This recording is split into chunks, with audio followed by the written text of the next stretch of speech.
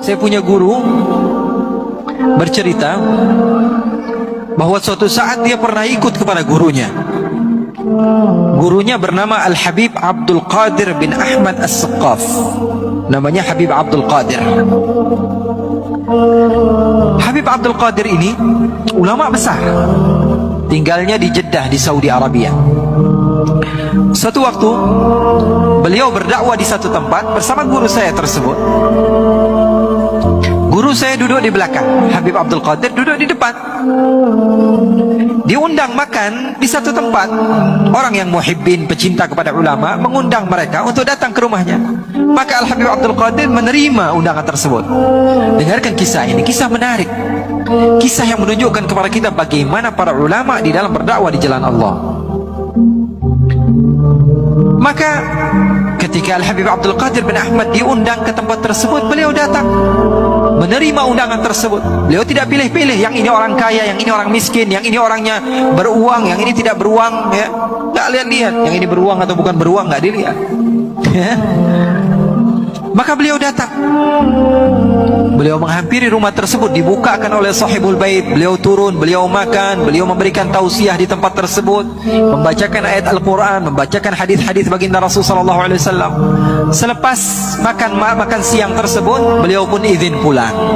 Habib Abdul Qadir izin pulang. Guru saya ikut di belakang, pegangkan tasnya Habib Abdul Qadir. Maka setelah pulang, Habib Abdul Qadir diantar ke mobilnya. Guru saya lebih dahulu duduk di belakang bersama salah satu temannya dan supir.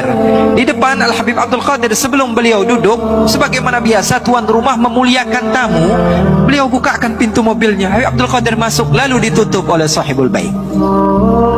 Ditutup. Habib Abdul Qadir berterima kasih banyak sudah mengundang kami, sudah mengajak kami makan. Kata sahibul bait, alhamdulillah Habib. Menangis. Salah satu daripada keturunan Rasulullah bisa masuk ke rumahnya. Menangis. Salah seorang daripada ulama Allah subhanahu wa ta'ala bisa diundang di rumahnya. Maka terima kasih Habib sudah bisa datang ke tempat kami. Saya bahagia mendapatkan ilmu langsung dari cucunya Rasulullah, dari penerus perjuangan Rasulullah. Maka Habib Abdul Qadir mengucapkan salam lalu berjalan. Setelah beberapa kilo, guru saya bercerita, setelah beberapa kilo dari perjalanan tersebut, Habib Abdul Qadir bertanya kepada guru saya, wahai Ali, kira-kira kalau kita berhenti di sini, sahibul bait masih ngelihat apa enggak? Kata guru saya tadi, enggak wahai Habib, ini sudah berapa kilo kita berjalan. Ya sudah, sekarang kamu turun dari mobil, bukakan lagi pintunya. Kemudian berhenti di pinggir jalan. Bingung, guru saya bingung. Lalu dia turun dari tempat tersebut, lalu dibukakan pintu. Ternyata salah satu daripada jari Habib Abdul Qadir terjepit di pintu mobil.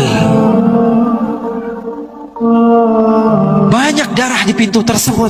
Lalu menangis. Guru saya mengatakan, Habib, kenapa kamu tidak bilang dari awal kalau tangan kamu terjepit? Apa jawaban indah dari seorang pecinta di dalam berdakwah?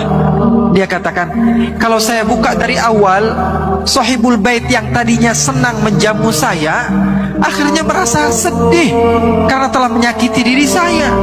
Maka sengaja saya ajarkan rahmah kepada murid-murid saya bahwa sesungguhnya ajaran agama Islam seperti itu.